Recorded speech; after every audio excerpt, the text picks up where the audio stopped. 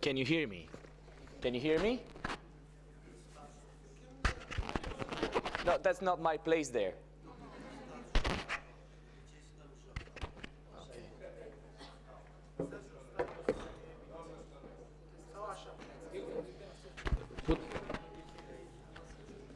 No, I'm not comfortable sitting there, so please allow me to sit here. Can you hear me?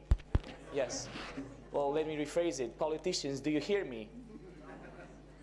This is a message for Romanians, for citizens, but also for politicians. Maybe more for politicians than for citizens.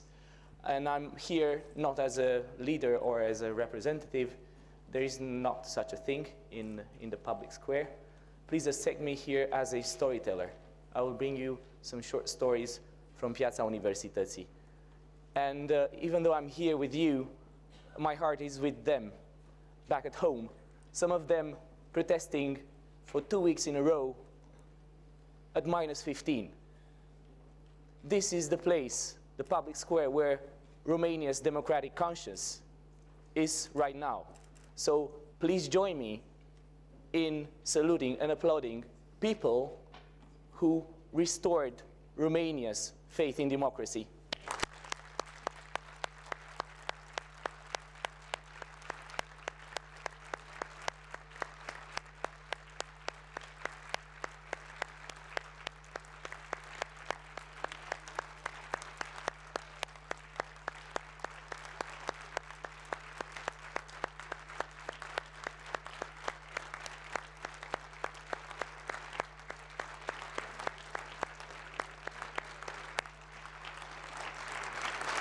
Thank you very much. Thank you very much. There are difficult times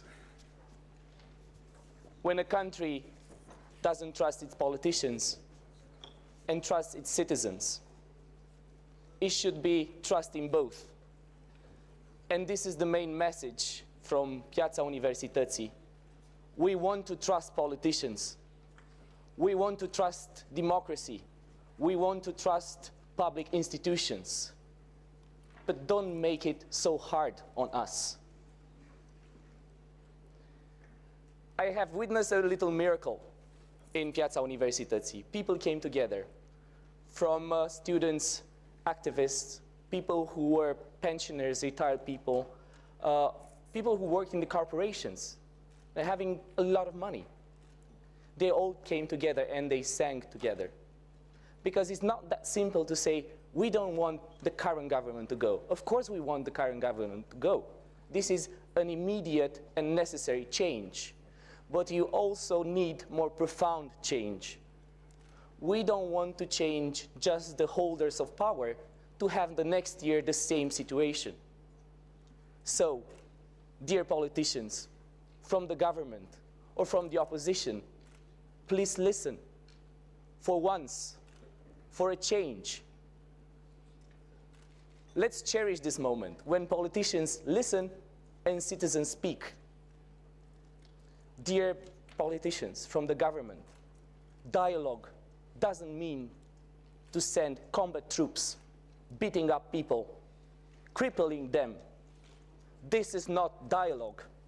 This is not democracy. This is not something that you should defend. This is something you should be ashamed of. You and people who decided that. Opposition parties, this is not so easy. You might be happy that people are on the streets, but maybe next year they'll be there if you win elections. Please listen. Listen to them. I have witnessed a small miracle. I have said that. People from all walks of life, as we say, coming together and finding something to bind them, a solidarity, a need for change, a need for voice. Let's not stop that. Let me give you an example. People who are supporting football teams, they are the hooligans, they are the beasts. They were portrayed as such by the media. I discovered that they are normal people, young people, having studies. I've discovered civic activists and ecologic activists.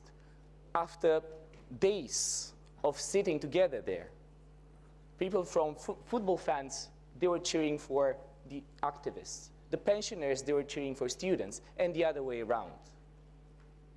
All the voices, for example, and this is a very good test case for our protest, all people, even if they didn't hear about Roșia Montană Gold Corporation criminal project based on cyanide and corruption, after days of protests, all together, they sang, "We don't want it.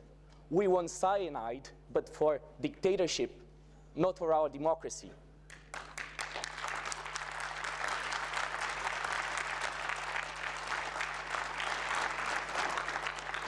And this is just the beginning. This is just the beginning, because probably Eastern Europe, New Europe, needs a spring, a democratic spring.